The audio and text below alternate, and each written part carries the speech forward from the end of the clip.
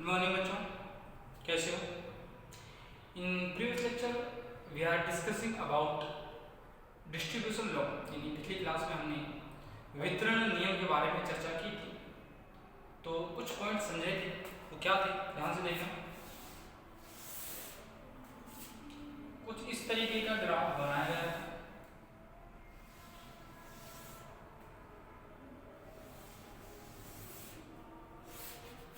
ध्यान से देखिए, ये क्या है? प्रायिकतम वेग है। यहाँ dn/n और यहाँ c, यानी अणुओं का अंश, यानी इतना अणुओं का अंश इतना वेग रख रहा है। ठीक है, तो अणुओं का अंश या अणुओं की संख्या। ठीक है, तो मैंने कहा था कि जैसे जैसे वेग बढ़ता है तो उसके रखने वाले अणुओं की संख्या बढ़ती है, और एक अधिकतम मान पर, किस पर? अणुओं की संख्या के अधिकतम मान पर वेग क्या होता है? स्थिर होता है। ताप बढ़ाने पर यह ग्राफ या वक्र किसकी तरफ? सीधे हाथ की तरफ, दाएं हाथ की तरफ क्या होते हैं? मूव करते हैं, बढ़ते हैं। देखो ध्यान से, ये ऐसा था, ये ताप बढ़ाने पर इधर होते जा रहे हैं। T1 क्या है? 273 केल्विन, यहाँ T2 क्या है? 1273 केल्विन, और यहाँ T3 क्या है? 2273 केल्विन। ठीक है, इस तरीके से ये क्या है? यहाँ प्रायिकतम वेग क्या है? ये प्रायिकतम वेग है। ठीक है, इसी प्रकार इस ताप के लिए ये प्रायिकतम वेग है, और इस ताप के लिए यह प्रायिकतम वेग है। क्लियर? यानी न्यूनतम वेग और अधिकतम वेग, देखो ध्यान से, न्यूनतम वेग और अधिकतम वेग रखने वाले अणुओं की संख्या क्या होती है? बहुत ही कम होती है। तो पॉइंट नंबर 1 लिखना। पॉइंट नंबर 1,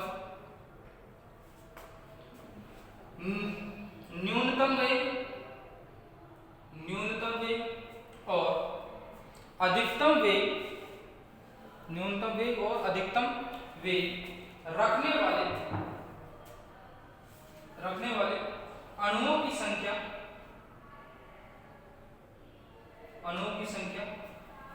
न्यूनतम होती है।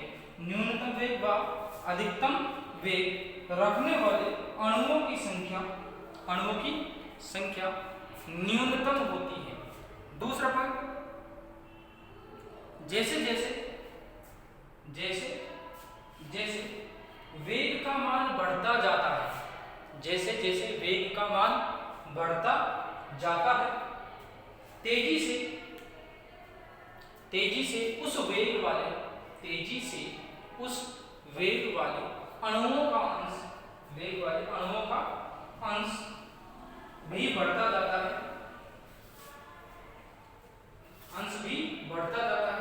एक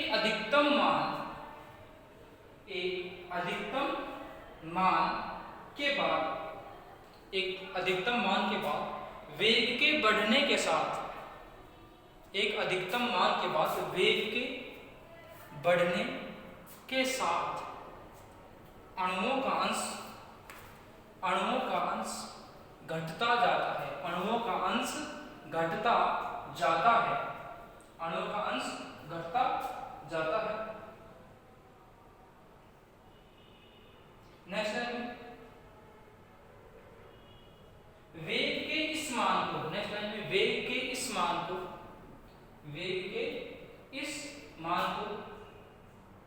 जिस वेग वाले अणुओं की संख्या अधिकतम होती है, प्रायिकतम वेग कहलाता है। अधिकतम होती है, प्रायिकतम वेग कहलाता है। ठीक है, नेक्स्ट लाइन में ध्यान से देखो। नेक्स्ट पॉइंट तीसरा, ताप बढ़ने के साथ साथ वक्र की ऊंचाई घटती जाती है। ताप बढ़ने के साथ साथ वक्र की ऊंचाई घटती जाती है, वक्र की ऊंचाई घटती जाती है, अर्थात वक्र की ऊंचाई घटती जाती है, अर्थात प्रायिकतम वेग रखने वाले अणुओं की संख्या, अर्थात प्रायिकतम वेग रखने वाले अणुओं की संख्या घटती जाती है, अर्थात प्रायिकतम वेग रखने वाले अणुओं की संख्या घटती जाती है। नेक्स्ट लाइन, ताप बढ़ने के साथ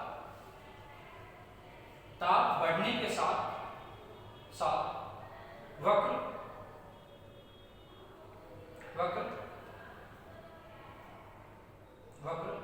दाईं ओर खिसकता जाता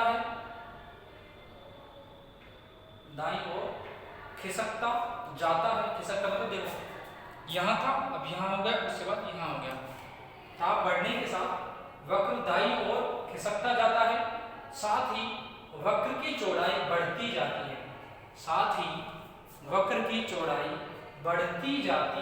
की चौड़ाई बढ़ती जाती है।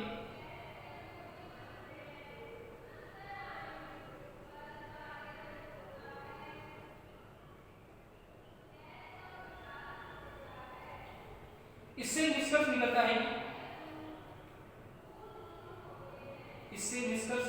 कि वेग में कम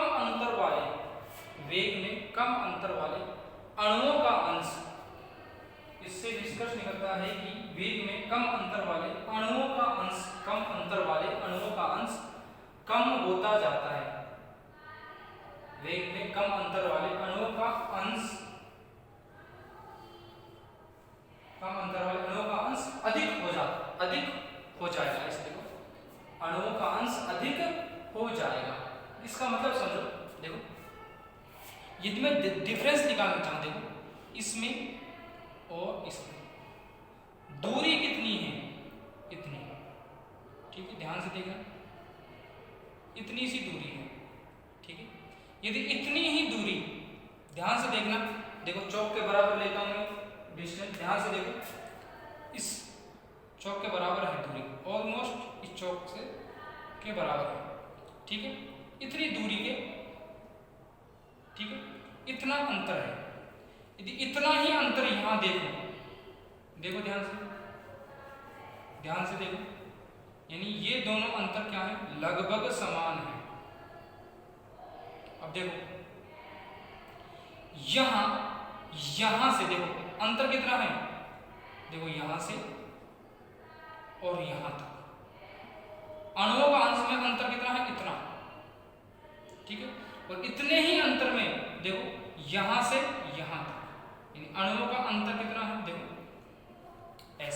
ऐसे अंतर लेना, ध्यान से देखो, ऐसे बना रहा हूं, देखो कंफ्यूज ना हो, मैं समझाने की क्या कोशिश कर रहा हूं, देखो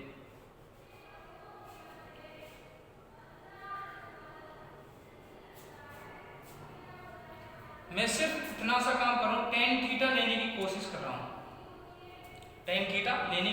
रहा हूं, यहां यदि c ज्यादा है, ध्यान से देखो c ज्यादा है, उतने ही अंतर पर क्या है, यहां अणुओं का अंश क्या है, कम है, लेकिन उतने ही अंतर पर, उतने ही वेग के अंतर पर यहां अणुओं का अंतर ज्यादा हो जाएगा, उतने ही वेग के अंतर पर अणुओं का अंश ज्यादा हो जाएगा, ये समझाने।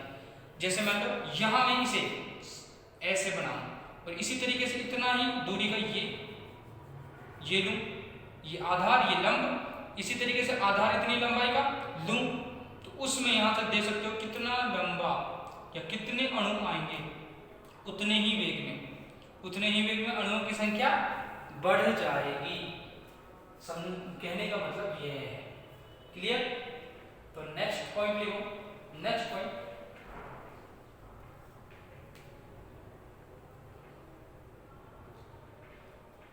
प्रायिकतम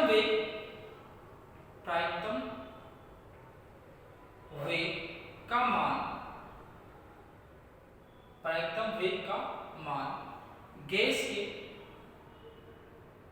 प्रायिकतम वेग का मान गैस के अणुभार पर निर्भर करता है। गैस के प्रायिकतम वेग का मान अणुभार पर निर्भर करता है, यानी जितनी भारी गैस होगी उसका प्रायिकतम वेग उतना ही कम होगा। या मैं लिख सकता था व्युत्क्रमानुपाती होता है, निर्भर करता है।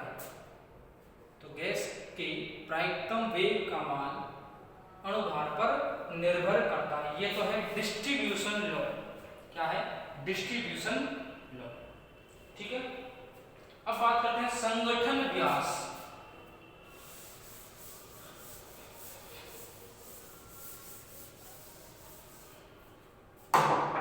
क्या है? संगठन व्यास। संगठन या संगठ्य व्यास, कोलिजन डायमीटर। क्या है? Collision diameter. कोलिजन ऐसे है संगठन व्यास। संगठन व्यास, ठीक है। कोलिजन डायमीटर, इंग्लिश में बोलते हैं कोलिजन डायमीटर। जब अणु गति कर रहे होते हैं, गैस के अणु तो आपस में टक्कर कर रहे होंगे, यानी टक्कर की वह स्थिति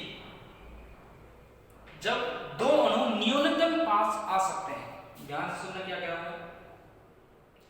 टक्कर की वह स्थिति जहां दो अणु न्यूनतम पास आ सकते हैं, उसके बाद यानी टक्कर करने के बाद वह न्यूनतम दूरी उसके केंद्रों के बीच में, उससे दूरी कम नहीं हो सकती।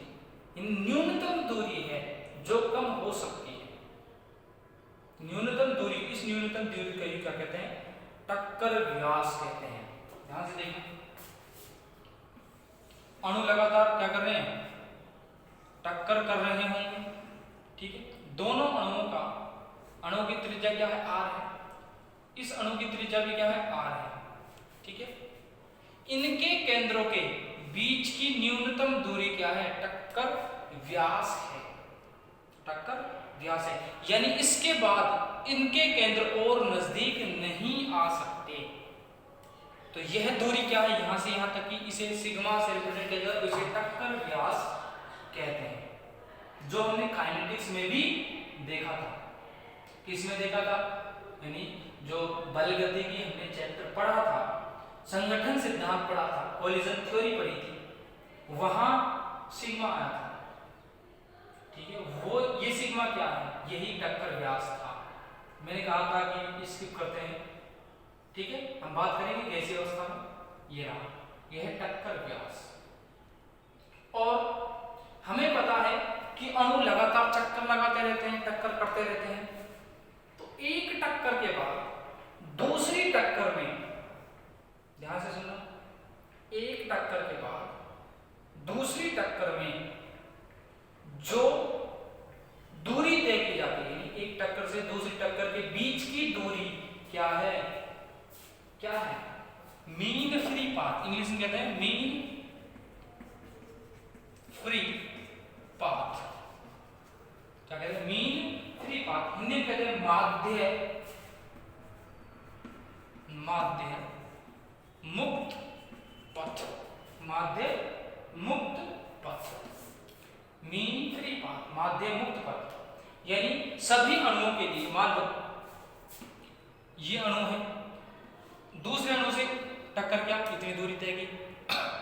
मान लो तीसरी टक्कर में इतनी दूरी तय करनी पड़ी। हो सकता है चौथे चक्कर में उसे इतनी सी दूरी तय करनी पड़े। मान लो पांचवीं और कम दूरी तय करनी पड़े। मान लो हो सकता है छठे में और दूरी तय करनी पड़े। यानी ओवरऑल इन दूरियों का क्या निकाला जाता है? औसत निकाला जाता है। यानी जो माध्य मुक्त पथ है उसकी डेफिनेशन इस तरीके यानी औसत दूरी के रूप में परिभाषित की जाती है, ठीक। ये तो मैं सब कुछ लिखेंगे, संगठन व्यास भी और माध्य मुक्त पथ भी। और एक है कोलिजन फ्रीक्वेंसी, यानी संगठन आवृत्ति या संगठन संख्या। संगठन आवृत्ति या संगठन संख्या, इसके बारे में डिस्कशन पहले ये लिखेंगे संगठन व्यास। व्यास, संगठन व्यास।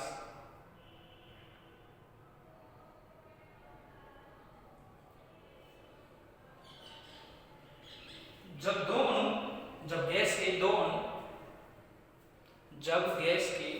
अणु आपस में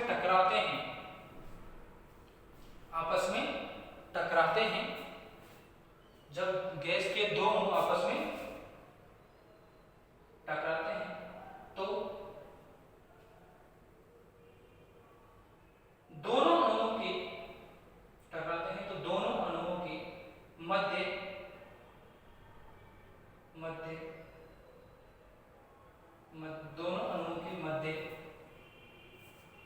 मध्य की निकटतम दूरी के समय,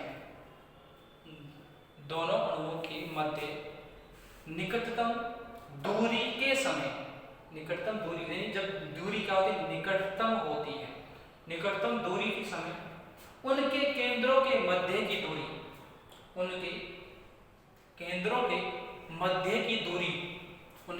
के मध्य की दूरी संगठन व्यास कहलाती है। क्या कहलाती है? संगठन व्यास कहलाती है, यानी कोलिजन डायामीटर। इंग्लिश में लिखना चाहो तो लिख सकते हो, क्या कहते हैं? कोलिजन डायामीटर, संगठन व्यास कहलाती है। ठीक है, उसके बाद ये डायग्राम जरूर बनाना कि न्यूनतम दूरी है, इन दोनों की त्रिज्या क्या है? दोनों आकार समान है, दोनों अणु क्या नहीं समान लिए हैं। यदि दोनों अणु अलग अलग हो तो एक को बड़ा दिखाओगे, एक को छोटा दिखाओगे, एक की त्रिज्या को स्मॉल आर से, एक की त्रिज्या को कैपिटल आर से दिखा सकते हो, या R1 R2 से दिखा सकते हो। ठीक है, R1 ध्यान से सुनना, मैंने क्या कहा, दोनों की त्रिज्या को R1 R2 से दिखा सकते हो। ठीक है, एक को स्मॉल आर से, एक को कैपिटल आर से, जैसा तुम्हारा मर्जी पड़े, लेकिन दोनों के केंद्रों के मध्य की बीच की दूरी क्या है? दोनों के केंद्रों के मध्य दूरी संगठन व्यास है। लिख लेना, इसे सिग्मा से प्रदर्शित किया जाता है, इसे सिग्मा से प्रदर्शित किया जाता है, इसे सिग्मा से प्रदर्शित किया जाता है। क्लियर?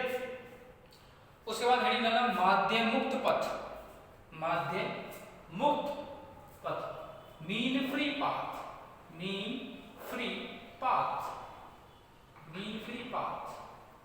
क्लियर? तो इसमें लिखना मीन फ्री पाथ में समस्त अणु गतिशील होते हैं। किसके अणु? गैसीय अणु। यहाँ गैस के अणु की बात हो रही है। समस्त अणु गतिशील होते हैं, गति करते समय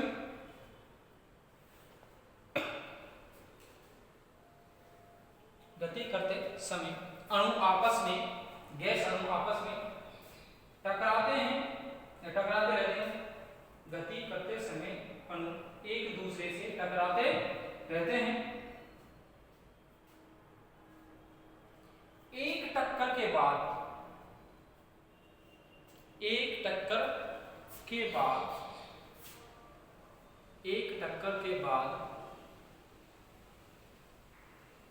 दूसरी टक्कर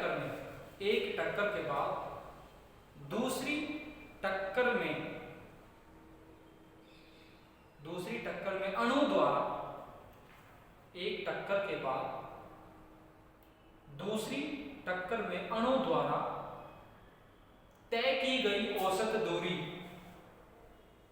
अणु द्वारा तय की गई औसत दूरी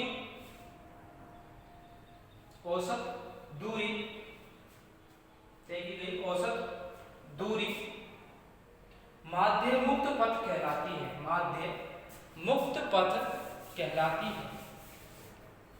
ध्यान से देखना, दोबारा बना रहा हूं डायग्राम, आपको जैसी सुविधा लगे ऐसा डायग्राम बना सकते हो।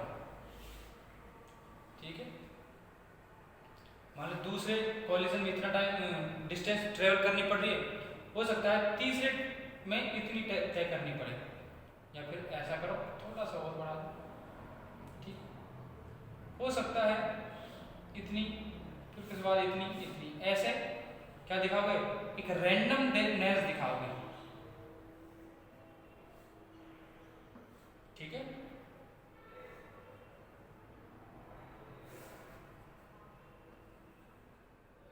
ये क्या है, औसत दूरी है, ऐसे रैंडमनेस दिखाओगे, टक्कर है, ये क्या है, टक्कर है।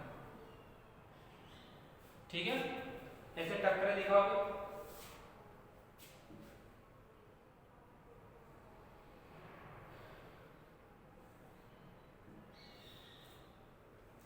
हेडिंग डाला संगठन आवृत्ति या संगठन नंबर, कोलिजन नंबर।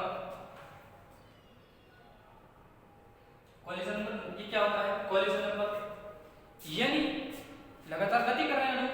और संगठन आवृत्ति को कैसे डिफाइन करेंगे, संगठन आवृत्ति को प्रति सेकंड होने वाले टक्करों की संख्या। अब प्रति सेकंड तो ठीक है, कहां, प्रति ml में या प्रति लीटर में, नहीं प्रति आयतन में, यानी इकाई आयतन में प्रति सेकंड होने वाली टक्करों की संख्या क्या है, संगठन आवृत्ति। मोस्ट ऑफ द टाइम ज्यादातर इसे ml के लिए, आयतन को जब ml में लिया जाता है तब आयतन में लिया जाता है टक्कर आवृत्ति को बताने के लिए। एक बात बताओ, मान लो दो प्रकार के बॉक्स हैं मेरे पास, एक तो ये बॉक्स है, इसमें कोई n मोल अणु है या n अणु भरे हुए हैं, n अणु है किसी गैस के, ठीक। और एक ये एक बॉक्स है, इसमें n अणु है। तो आप कह सकते हैं कि जब अणु पास होंगे तो टक्करें ज्यादा होंगी।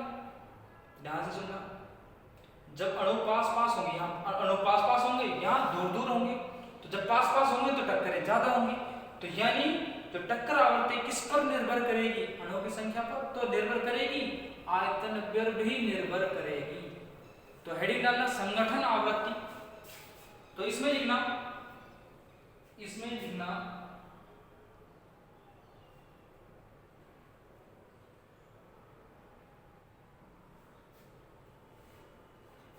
प्रति लीटर में, या ऐसे लिखो प्रति ml में, प्रति ml में, प्रति ml में प्रति सेकंड, प्रति ml में प्रति सेकंड होने वाली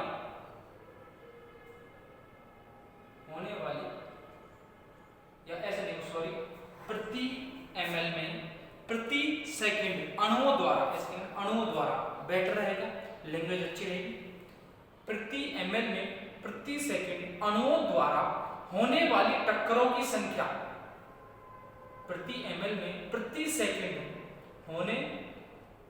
सेकंड अणुओं द्वारा होने वाली टक्करों की संख्या। संगठन आवृत्ति ऑब्लिक लगा के या टक्कर आवृत्ति कहलाती है, टक्कर आवृत्ति कहलाती है, जिसे हमने किसमें देखा था, काइनेटिक्स में देखा था। ठीक है, क्या लिख के देखा था, जब अणु समान होते हैं। तो नेक्स्ट लिखना, नेक्स्ट लाइन में, जब अणु समान होते हैं, जब अणु समान होते हैं तो उनकी संगठन आवृत्ति को Z11 से प्रदर्शित किया जाता है, Z11 से प्रदर्शित किया जाता है। तो क्या होता है Z11, 1/√2 पाई n स्टार या n स्टार का स्क्वायर सिग्मा स्क्वायर c बार, यही होता है सिग्मा स्क्वायर c बार। यहां n स्टार क्या है, n स्टार है वहां क्या थी, टक्करों की संख्या। यहां मैं कहूंगा प्रति ml में अणुओं की संख्या, अणुओं की संख्या। ध्यान रखना, हम काइनेटिक्स में क्या लेते थे? सक्रिय अणुओं की संख्या। यहां क्या लेना है? प्रति ml में अणुओं की संख्या। तो सिग्मा क्या है? सिग्मा है कोलिजन डायमीटर, अभी देखा था, यानी संगठन व्यास, संगठन व्यास कोलिजन डायमीटर।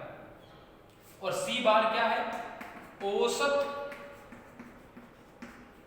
गति या वेग, औसत वेग किनका? अणुओं का, अणुओं का औसत वेग।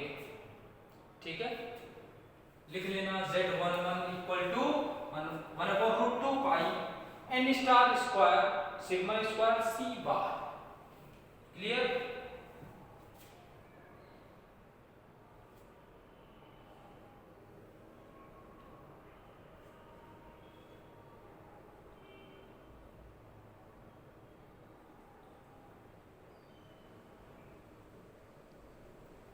ठीक है, और नेक्स्ट हेडिंग डालना, यहां बात करेंगे गैसों के द्रवीकरण के बारे में। लास्ट टॉपिक है इस यूनिट का, तो वो भी बात करेंगे गैसों का द्रवीकरण। हेडिंग डालना गैसों का द्रवीकरण।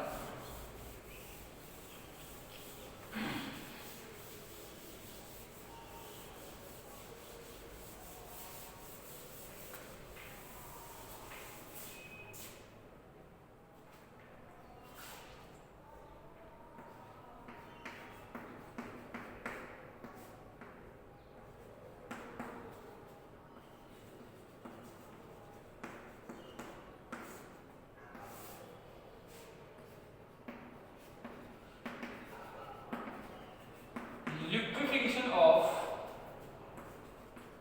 गैसेस। ठीक है, अब हम जानते हैं गैसों को लिक्विफाई किया जा सकता है। कि जो काइनेटिक थ्योरी ऑफ गैसेस की सबसे बड़ी कमी थी, क्या थी? दो कमियां थी। एक तो उन्होंने अणुओं के आयतन को, यानी गैस के अणुओं के आयतन को क्या क्या था? नगण्य माना था। कुल आयतन की तुलना में, गैस के कुल आयतन की तुलना में गैस के अणुओं का आयतन नगण्य होता है। ये स्टेटमेंट था किसका? अणुगति सिद्धांत का। दूसरा था कि गैस के अणुओं के मध्य आकर्षण नहीं है। यदि आकर्षण नहीं है तो गैसों का द्रवीकरण क्यों हुआ? हमने देखा था पीवी समतापी वक्र, वास्तविक गैसों के लिए पीवी समतापी वक्र देखा था। वहां गैसों को द्रवीकृत करके बताया था। ठीक है, बात है गैसें द्रवीकृत होती हैं, यानी आकर्षण बल होते हैं। जब गैसों को प्रेस किया जा रहा है, यानी दाब लगाया जा रहा है और ताप को कम किया जा रहा है, कह रहा हूं ध्यान से सुनना, गैस को बढ़ाया, गैस के दाब को बढ़ाया जा रहा है और ताप को कम किया जा रहा है, तो गैस के अणु पास पास आने लगते हैं। तो कम ताप पर, जब ताप क्रांतिक ताप से कम हो तो दाब की एक निश्चित मात्रा पर गैसें द्रवित हो जाती हैं, गैसें द्रवित हो जाती हैं। यही क्या है? गैसों का द्रवीकरण है। तो लिखना इसमें गैसों के द्रवीकरण में दाब बढ़ाने पर तथा ताप घटाने पर गैस अणु पास पास आने लगते हैं। गैस अणु पास पास आने लगते हैं यदि ताप को क्रांतिक ताप से कम रखा जाए, यदि ताप को क्रांतिक ताप से कम रखा जाए तो गैसें दाब के निश्चित मान पर द्रव में परिवर्तित हो जाती हैं। दाब के निश्चित मान पर गैसें द्रवित हो जाती हैं,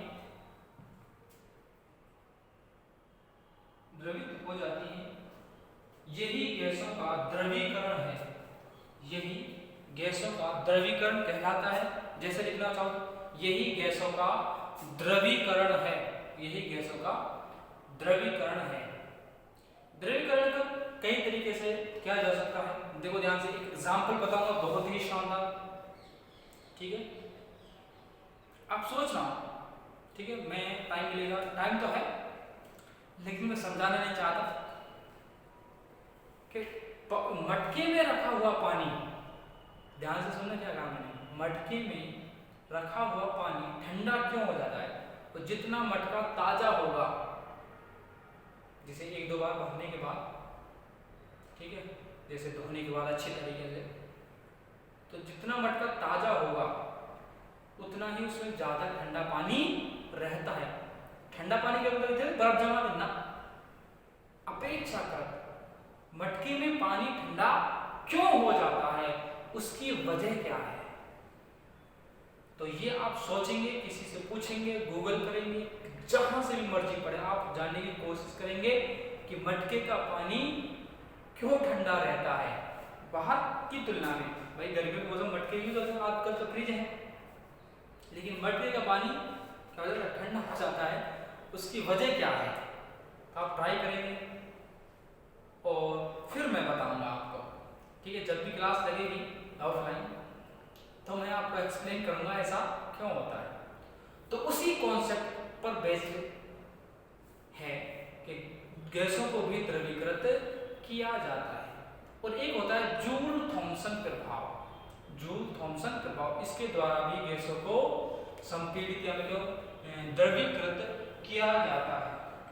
क्या किया जाता है? गैसों को द्रवीकृत किया जा सकता है, ठीक है।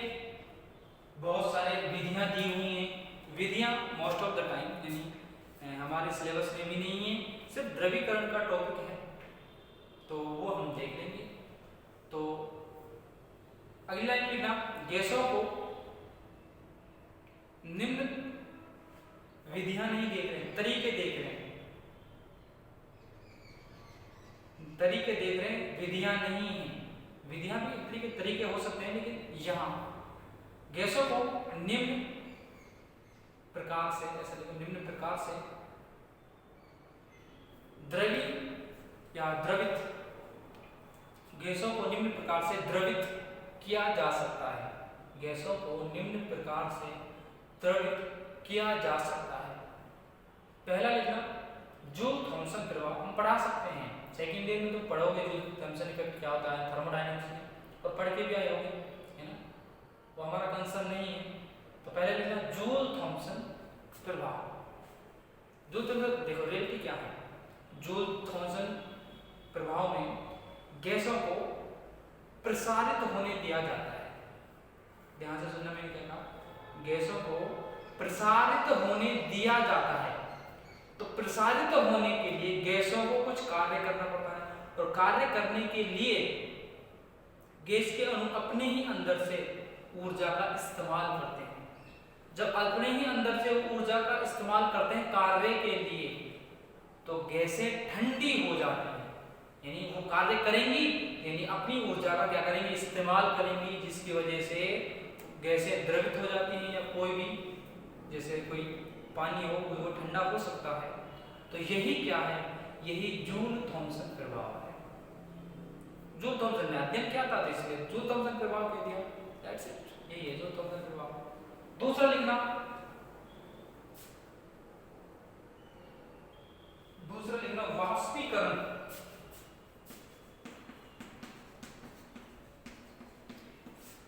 दूसरा लिखना वाष्पीकरण।